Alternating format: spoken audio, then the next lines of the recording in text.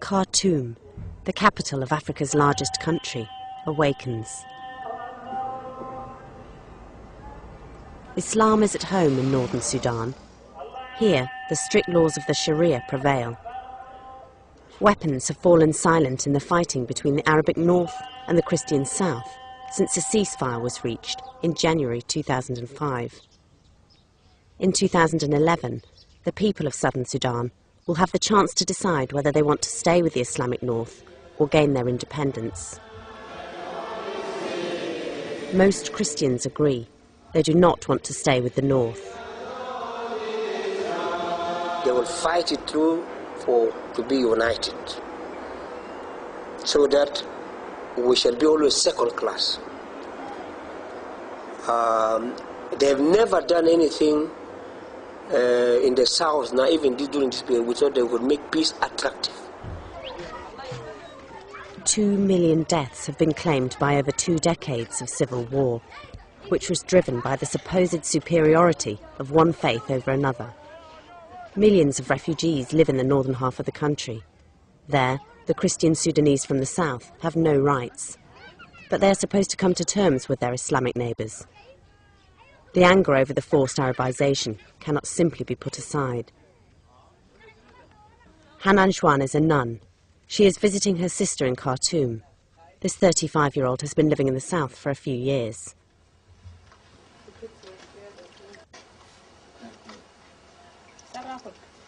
In the south, actually, I'll be first class.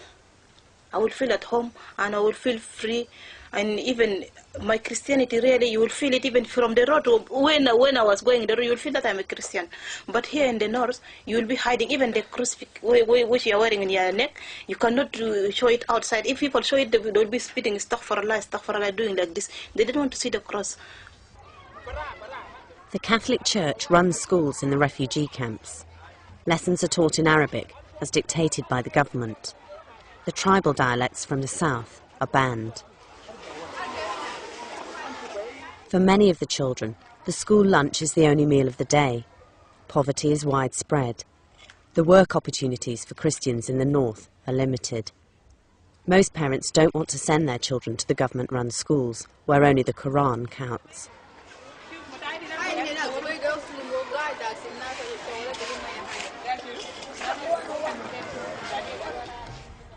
The conflict between the north and south has existed for centuries. Arabic Muslims infiltrated the Christian Nubia in the middle of the 7th century during their quest for converts. They were pushed back, but the Arabization could not be stopped.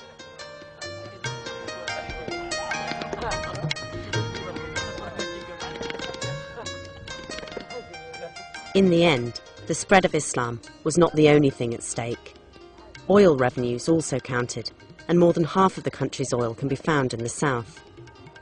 The Arabic government has controlled the oil field since the 1990s, but the peace agreement dictates that it should share the revenues with the south.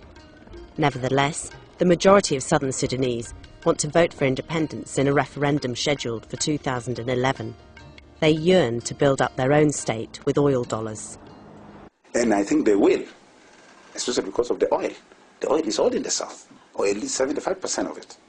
And they will not want, they want to lose the south and the southerners, but not the oil.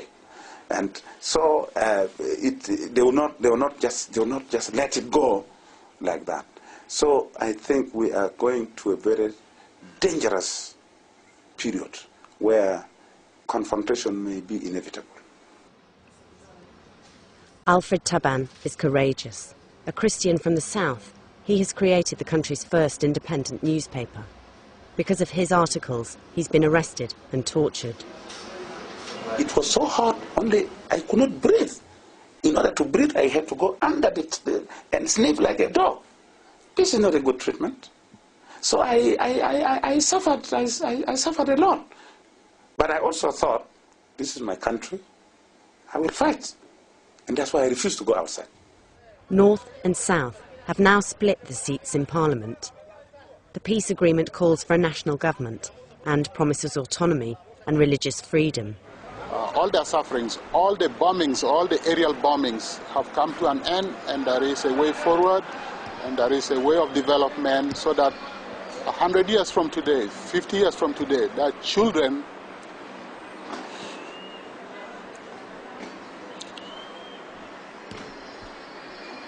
should never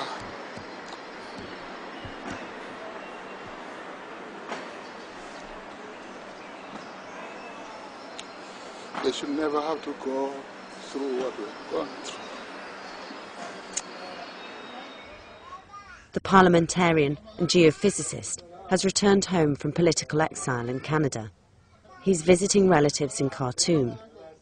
Since his return, he's accused the government of further destabilising the south to continue wielding power there.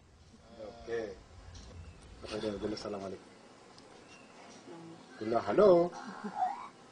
The government of Sudan has decided to continue arming these people, giving them money, giving them ammunition, so that they go to the roads that lead to southern Sudan, to Juba, and any vehicle that passes by, whether it is a passenger vehicle, they shoot. You can see the results.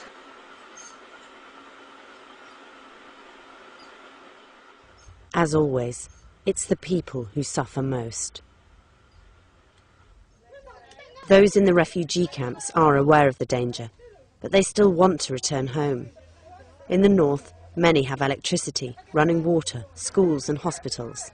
In the south, the civil war has completely destroyed the school and healthcare systems. But there, they're allowed to be Christian.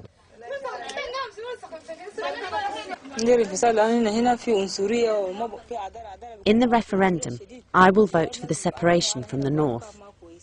The Arabs want to incite us one against the other. They make our lives difficult. Many have dared to take a leap into the dark. The International Office of Migration, a United Nations agency, estimates that there are 6 million internally displaced people in Sudan. They left their villages to escape the war. 10,000 of them have already returned.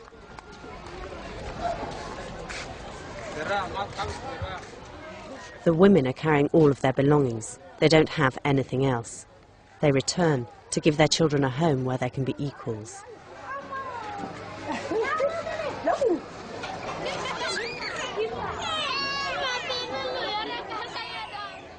They must cover 150 kilometres on the White Nile.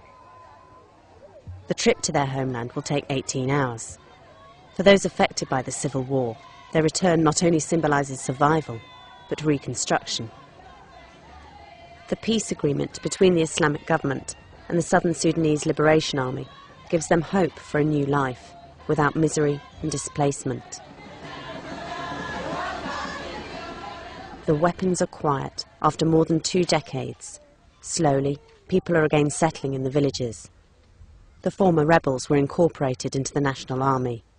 Tanks and army vehicles attest to the battles. Just 3 years ago, Sudan was designated a rogue nation by the Americans. With the signing of the peace agreement, the government has shown its wish for peace, at least in the southern half of the country. In the west, in Darfur, the fighting continues. Non-exploded ammunition and landmines are another terrible legacy of the civil war. They are one of the key obstacles to the return after the peace agreement of more than 500,000 refugees and the 6 million displaced internally within Sudan.